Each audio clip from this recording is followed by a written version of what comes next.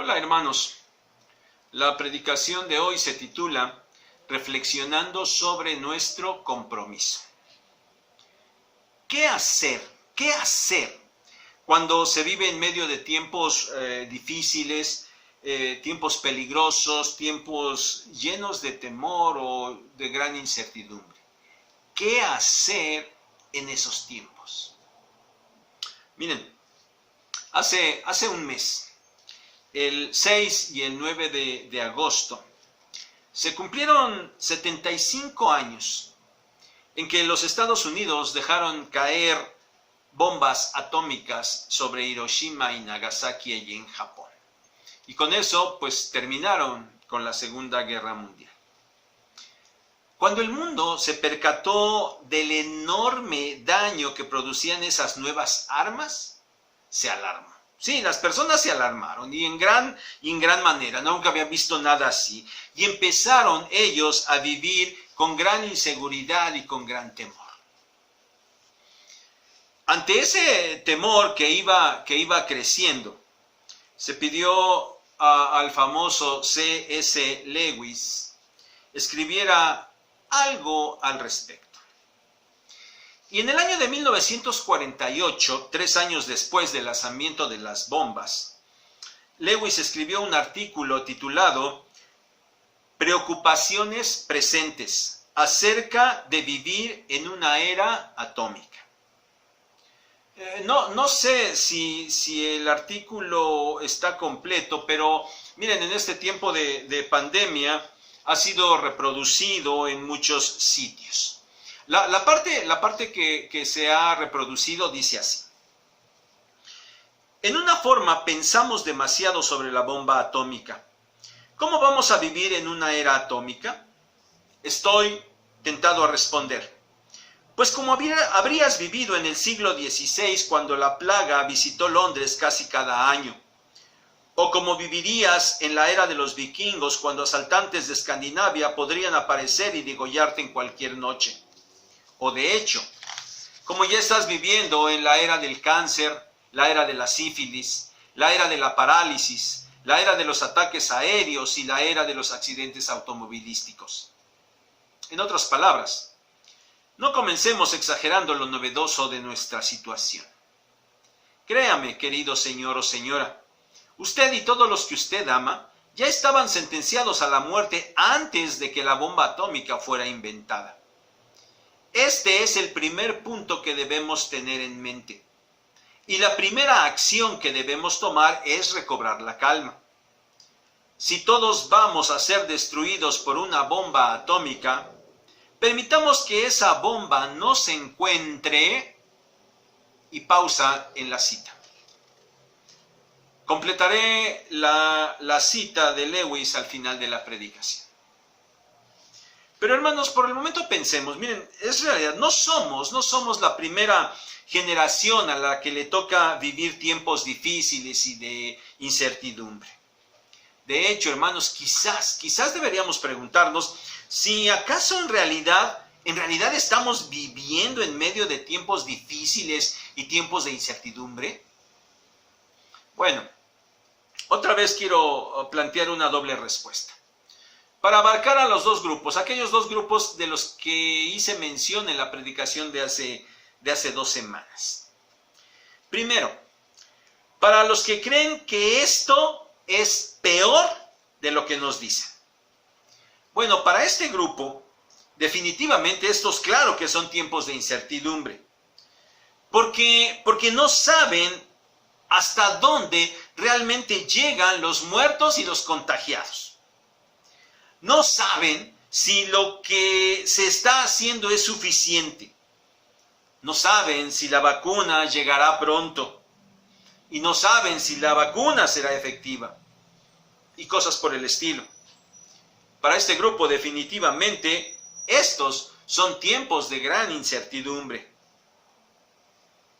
Ahora, para los que creen que nada es cierto, que todo es inventado, bueno, para estos sin duda que también son tiempos de incertidumbre. Porque no saben. si sus esfuerzos por despertar a la humanidad y hacerla entender van a poder dar resultados. No saben si alguien podrá detener a esa élite de poder que pretende apoderarse del mundo. Y no saben qué pasará exactamente si ese grupo de poder de verdad llega a apoderarse del mundo. Bueno, definitivamente que también para este grupo son tiempos de gran incertidumbre. Pero hermanos, más allá de la postura que se tenga y de la gravedad de la situación actual, una vez más hemos de centrarnos, sí, en cómo hemos de reaccionar, qué vamos a hacer. Porque vivir en tiempos difíciles y de incertidumbre requiere, sí, tomar acciones. Pero hermanos, no olvidemos que estamos tratando el asunto entre cristianos, desde un punto de vista espiritual. Así que no pensemos en cómo vamos a salir bien librados de esta situación, sino vayamos un poco más allá y reflexionemos en cuál debe ser nuestro compromiso en medio de tiempos difíciles. Hermanos, no solo se trata de pasar en medio de esta situación, de soportar, de salir bien librados y de quedar firmes al final de todo. No, se trata de hacer algo.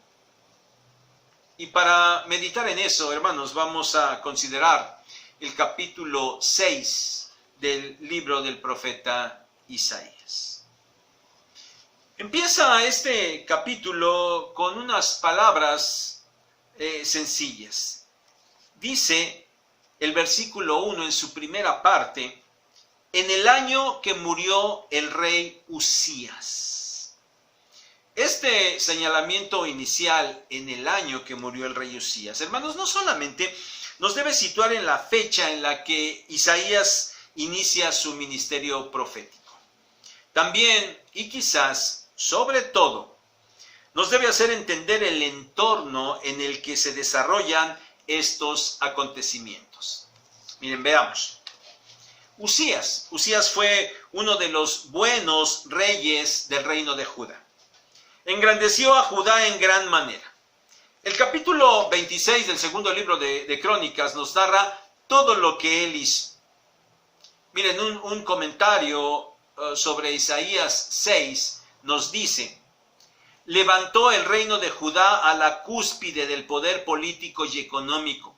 Derrotó a los filisteos por el occidente, a los amonitas por el oriente y a Edom por el sur, extendiendo los límites de Judá hasta el golfo de Eilat en el Mar Rojo, según nos lo narra el autor de Crónicas. Todas estas conquistas dieron al rey de Judá el dominio sobre las vías comerciales desde Egipto y Arabia hasta Asiria y Babilonia. Y esto trajo gran riqueza a los habitantes de Judá, lo cual a su vez le dio al reino capacidad para fortificar sus fronteras y su capital, Jerusalén, y para incrementar las operaciones de su ejército organizado. Hermanos, sí, ciertamente había gran prosperidad en el reino de Judá en tiempos del rey Usías. De hecho, el profeta Isaías lo describe de esta manera en el capítulo 2, verso 7. Su tierra está llena de plata y oro, sus tesoros no tienen fin. También está su tierra llena de caballos y sus carros son innumerables. Pero hermanos, cuando Usías llegó a tal grandeza, dice el segundo libro de Crónicas, capítulo 26, verso 16, que su corazón se enalteció para su ruina, porque se rebeló contra Jehová su Dios, entrando en el templo de Jehová para quemar incienso en el altar del incienso. Y nos sigue narrando el libro de los Crónicas que en ese momento que Usías tuvo este atrevimiento, él se llenó de lepra. Y que él vivió leproso hasta su muerte. Y por eso él tuvo que vivir en una casa apartada. Y que fue su hijo Jotam quien se hizo cargo de los asuntos del gobierno. Y entonces, hermanos, cuando se acerca la muerte de Usías, tal como lo dice allí Isaías, Sin duda, hermanos, que llegó un tiempo de gran incertidumbre. ¿Qué pasaría con la grandeza de Judá? ¿Qué pasaría con el pueblo por el pecado de su rey? ¿Su hijo sería capaz de mantenerlo todo como el propio Usías? ¿Y qué del propio pecado del pueblo? ¿Habría llegado el juicio de Dios? Porque para colmo de ellos, los asirios empezaban a tomar fuerza y representaban un peligro real para el reino de Judá. Hermanos, ciertamente, cuando el rey Usías murió, eran tiempos difíciles y de gran incertidumbre para el pueblo de Judá. Pero ahora, hermanos, ¿qué nos dice este pasaje en relación a esos tiempos de incertidumbre? La primera cosa es la grandeza del Señor. Versículos 1 al 4. En el año que murió el rey Usías, vi yo al Señor sentado sobre un trono alto y sublime, y sus faldas llenaban el templo. Por encima de él había serafines, cada uno tenía 6 alas. Con 2 cubrían sus rostros, con 2 cubrían sus pies, y con 2 volaban. Y el uno al otro daba voces diciendo: Santo, Santo, Santo Jehová de los ejércitos, toda la tierra está llena de su gloria. Y los quiciales de las puertas se estremecieron con la voz del que clamaba, y la casa se llenó de humo. Hermanos, en medio de ese panorama tan sombrío, surge la grandeza, surge la santidad, surge la gloria del Señor. Isaías está en el templo y tiene una visión. Recordemos cómo era el templo. Estaba dividido en 2 partes. La primera parte, el lugar santo, a los que entraban los sacerdotes todos los días para el incienso, para encender las lámparas. Y después, en la parte de atrás, estaba el lugar santísimo. A ese lugar donde estaba el arca del testimonio, donde estaba la presencia de Dios. Isaías no podía entrar al templo, por lo que seguramente él se encontraba en el patio exterior. Y ahí es donde él ve esta visión. Y él ve el trono del Señor alto y sublime. Y sus faldas, dice, llenaban el templo. También en esa visión Isaías ve serafines. Serafines alrededor del trono que proclaman la perfecta santidad de Dios. Santo, santo, santo. Y dicen que su gloria llena toda la tierra. Hermanos, recordemos, la gloria de Dios básicamente es la manifestación de sus atributos. Y esos atributos, dice, llenan toda la tierra. No importa que los tiempos sean difíciles o de incertidumbre. Dios es quien lo llena todo. Él no está supeditado a lo que pase en la tierra. De hecho, Él determina todo lo que pasa en la tierra. Y si hay paz o conflicto, todo es una manifestación de Dios. Su misericordia o su juicio en este caso. Hermanos, era importante que Isaías, en medio de ese contexto histórico y social de gran problemática de incertidumbre en el que se encontraba, él entendiera que por sobre todos esos acontecimientos estaba el Señor. Que la gloria del Señor se manifestaba independientemente de lo que estuviera sucediendo. Pero ahora, hermanos, antes de continuar con este capítulo 6, quisiera que hiciéramos un breve paréntesis para que nosotros entendiéramos un poco mejor lo que sigue después en el capítulo. Miren, en los capítulos anteriores de Isaías, del 1 al 5, Dios ha señalado expresamente el pecado de su pueblo.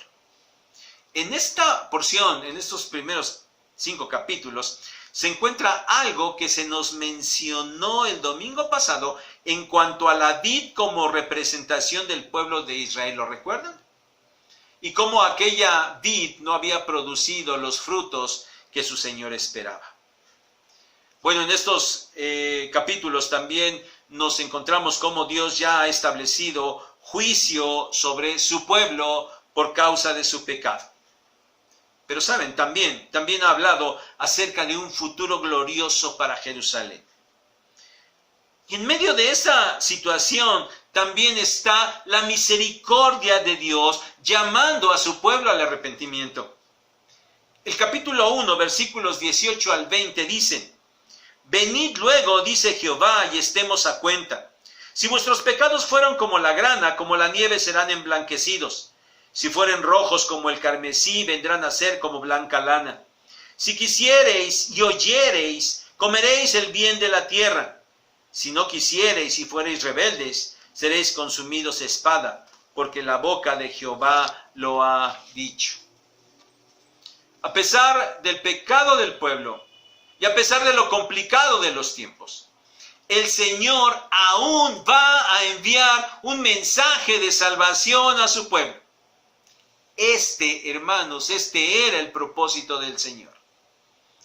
Él estaba retardando su juicio y su castigo, dando una oportunidad más a su pueblo de arrepentirse, aunque Él sabe perfectamente que el pueblo no responderá correctamente. Y así se lo hizo saber a Isaías. El capítulo 6, adelantémonos un poquito, los versículos 9 al 13 dicen: Y dijo: Anda y di a este pueblo, oíd bien y no entendáis, ved por cierto, mas no comprendáis. Engruesa el corazón de este pueblo y agrava sus oídos, y ciega sus ojos para que no vean con sus ojos, ni oigan con sus oídos, ni su corazón entienda, ni se convierta, y haya para él sanidad. Hermanos, el propósito del Señor es transmitir mensaje de arrepentimiento y salvación para su pueblo. No perdamos esto de vista. Porque vamos a continuar viendo el llamado del Señor. Versículos 5 al 8. Entonces dije: ay de mí que soy muerto, porque siendo hombre inmundo de labios y habitando en medio de pueblo que tiene labios inmundos, han visto mis ojos al Rey Jehová de los ejércitos.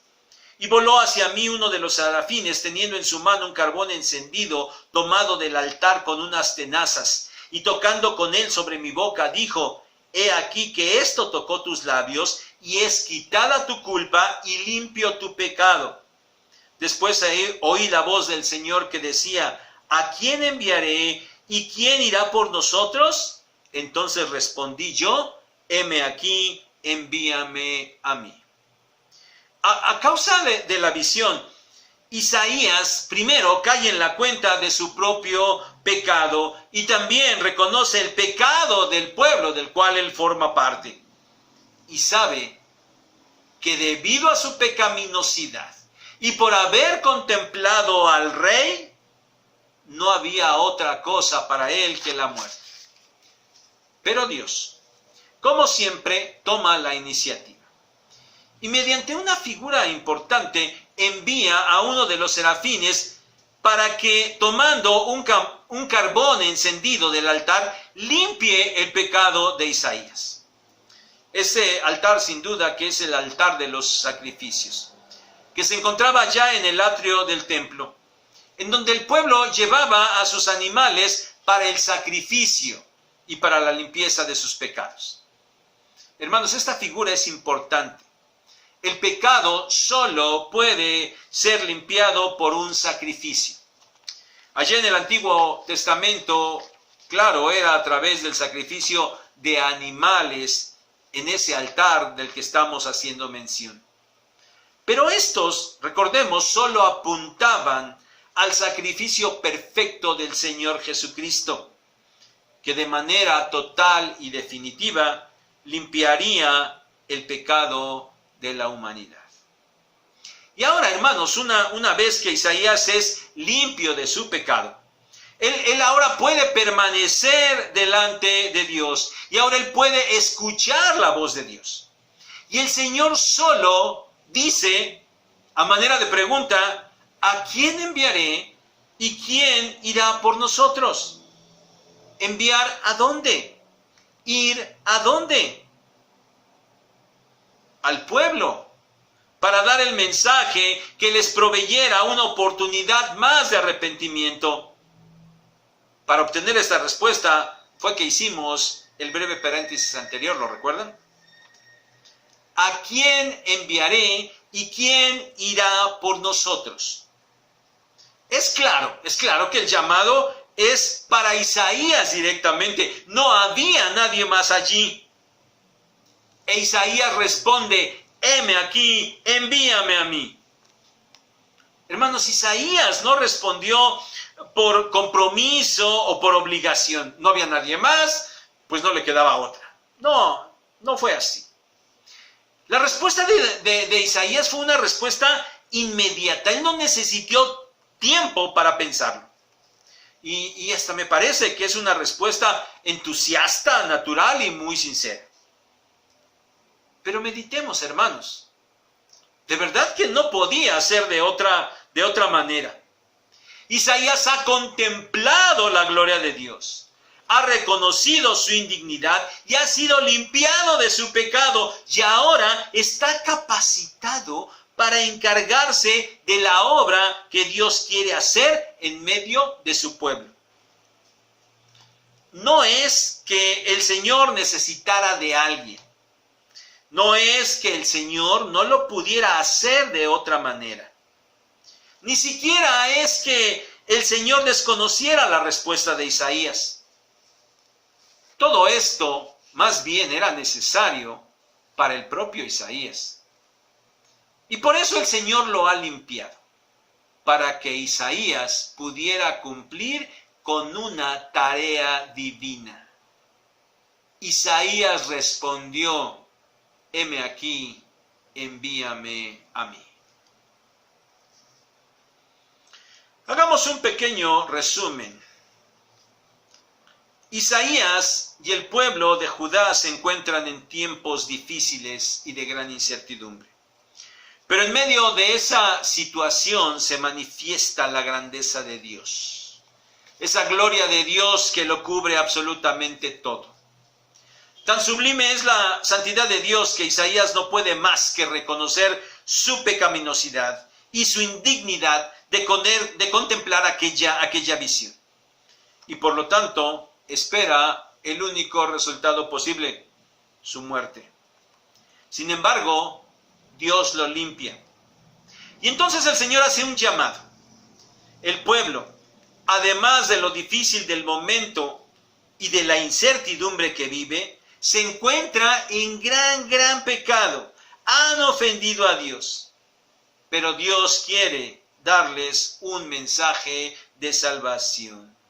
Una oportunidad más para arrepentirse. Y su deseo es encargarlo a alguien, pero no a cualquiera. Debe ser alguien a quien Él mismo ha capacitado a través de otorgarle el perdón de sus pecados. El llamado evidentemente es para Isaías, quien después de la experiencia vivida no puede más que responder inmediatamente y de manera afirmativa, no por obligación o compromiso, sino por lo que él mismo ha experimentado. Hay un llamado del Señor, e Isaías se compromete con él para proclamar el mensaje de salvación a su pueblo. Isaías, en tiempos difíciles, hizo algo. Asumió su compromiso para con el Señor y fue y predicó el mensaje de arrepentimiento y salvación al pueblo. Hermanos, ahora apliquemos esto a nosotros. No nos olvidemos que estamos reflexionando acerca de nuestro compromiso. Hermanos, nosotros vivimos tiempos difíciles y de incertidumbre. ¿Qué hemos hecho? ¿Qué deberíamos hacer? ¿Qué vamos a hacer? Ya les leí la primera parte de este pequeño artículo de C.S. Lewis. Y ahora quiero decirles en lo que termina. Tomaré un pedacito de lo anterior. Créame, querido señor o señora, usted y todos los que usted ama ya estaban sentenciados a la muerte antes de que la bomba atómica fuera inventada. Este es el primer punto que debemos tener en mente. Y la primera acción que debemos tomar es recobrar la calma. Si todos vamos a ser destruidos por una bomba atómica, permitamos que esa bomba no se encuentre haciendo cosas sensibles y humanas. Orando, trabajando, enseñando, leyendo, escuchando música, bañando a los niños, jugando tenis, conversando con amigos a la luz de una pinta y un juego de dardos, no amontonándonos como ovejas asustadas y pensando en bombas. Ellas pueden destruir nuestros cuerpos. Hasta un microbio puede hacer eso, pero no tiene por qué dominar nuestras mentes. Creo que es claro. Lewis dice que debemos dejar de preocuparnos y seguir adelante con la vida cotidiana, inclusive gozando de las cosas buenas de la vida. Hermanos, en estos tiempos difíciles, eso es lo que nosotros debemos hacer. Miren, el Señor en todo tiempo, tiempo de paz, y quizás aún más en tiempo de conflicto, tiene un mensaje para la humanidad pecadora. Un mensaje de salvación a través del Señor Jesucristo. Una oportunidad de arrepentimiento. Y Él no necesita de nadie para hacerlo. Sin embargo, en su soberanía, ha determinado hacer partícipes de esta tarea divina a algunos, que en realidad son muy privilegiados porque ni aun a los ángeles les es permitido. ¿Quiénes son estos? Aquellos a los que el mismo Señor ha capacitado mediante el perdón de sus pecados. Solo estos que han sido limpiados pueden participar de esta tarea divina. Y esos, hermano, esos somos nosotros, nadie más. Éramos indignos de estar ante la presencia del Señor por causa de nuestro pecado. Pero hemos sido limpiados a través del sacrificio de nuestro Señor Jesucristo. Y a partir de ese momento, nosotros hemos adquirido un compromiso con Él. Ir y hacer discípulos. ¿Cómo estamos respondiendo a ese compromiso? Hermano, ¿qué vas a hacer en estos tiempos de aflicción e incertidumbre? ¿Vas a hacer lo que recomienda Lewis o lo que hizo Isaías? Claro que la pregunta es retórica porque la respuesta es obvia. Lo que debes hacer es asumir tu compromiso con el Señor y con todas tus fuerzas y con todo tu entusiasmo tienes que ir y hacer discípulos. Toma en cuenta esto, mira. Este no es un llamado que el Señor te está haciendo en este momento para ver si acaso tú quisieras aceptar ese llamado. No, hermano. Para ti, en este tiempo, como parte de la iglesia, este no es un llamado. Esta es una orden. Una orden a la que tú estás comprometido. Y tu compromiso es ir y cumplir. ¿Qué vas a hacer? ¿Cumplirás con tu compromiso o seguirás siendo negligente? ¿Llevarás fruto abundante, fruto que permanezca? ¿O serás un simple pámpano estéril? Solo recuerda la realidad y el final de aquellos pámpanos que no producen fruto. Sí, lo más probable es que estés entendiendo bien. No hay opción. O asumimos nuestro compromiso y trabajamos en hacer discípulos, manifestando de esta manera ser verdaderos discípulos, o seguimos sin responder, evidenciando que lo más probable es que no seamos ni siquiera discípulos. Hermanos, queremos decirles algo, queremos reconocer algo. Hasta este momento lo han hecho todo bien. Empezó el tiempo de la pandemia y les dijimos quién quiere reunirse en grupos y ustedes se quisieron reunir en grupos y estuvieron atentos y siguieron todas las indicaciones para poder tener estas reuniones y estos cultos unidos. Y luego siguieron todas las indicaciones necesarias para tener nuestros cultos allí en Zoom. Y hermanos, ahora que hemos regresado y que estamos empezando, ya llevamos un mes de volver al templo, ustedes están haciéndolo todo bien. Las indicaciones que les estamos dando, ustedes lo están haciendo bien. Pero ahora, mis hermanos, ahora, al terminar esta pequeña serie de predicaciones, nosotros queremos pedirles que sigan haciendo las cosas bien y que cumplan ahora con el compromiso que tienen con el Señor Jesucristo. Hay que ir y hacer discípulos. ¿Quién lo hará? ¿Quién responderá, heme aquí, envíame a mí? Hermanos, no hay que decir nada en este momento. Yo sé que algunos no necesitan más, no necesitan pensarlo, no necesitan considerarlos. Yo sé que están dispuestos y que si preguntáramos en este momento dirían, sí, yo aquí estoy y yo lo voy a hacer. Pero también sé que hay otros que necesitan orar. Orar no para saber si deben hacerlo, porque entienden perfectamente que es su responsabilidad, que es un compromiso, porque es una orden del Señor. No necesitan orar para saber si lo van a hacer, necesitan orar, porque necesitan vencer sus temores, porque necesitan dejar sus flojeras. Necesitan cambiar sus prioridades, necesitan enfocarse y por eso necesitan orar, para despojarse de todo aquello que les estorba. Así es que, hermanos, por eso les digo, no hagan nada en este momento, vayan y oren.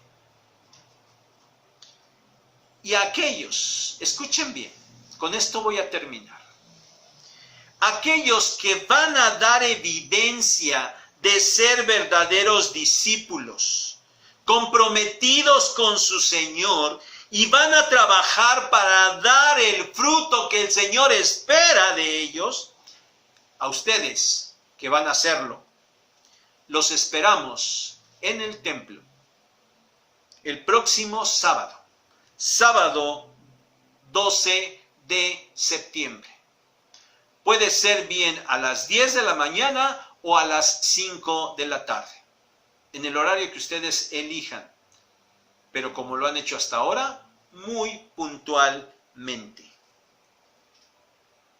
A partir de mañana y hasta el próximo jueves, jueves 10 de septiembre, díganme, por favor, quiénes van a venir. Saben, esto solo lo queremos saber para tener listo el material que les vamos a dar. Háganlo de forma privada, por el medio que ustedes quieran. Dijo el Señor, ¿a quién enviaré? Isaías respondió, heme aquí, envíame a mí. Hoy, para nosotros, para la iglesia, el Señor ordenó, vayan y hagan discípulos. ¿Quién de ustedes va a tomar ese compromiso y se va a ocupar de cumplirlo? Yo espero que el próximo sábado seamos muchos los que estemos reunidos. Los esperamos. Dios los bendiga.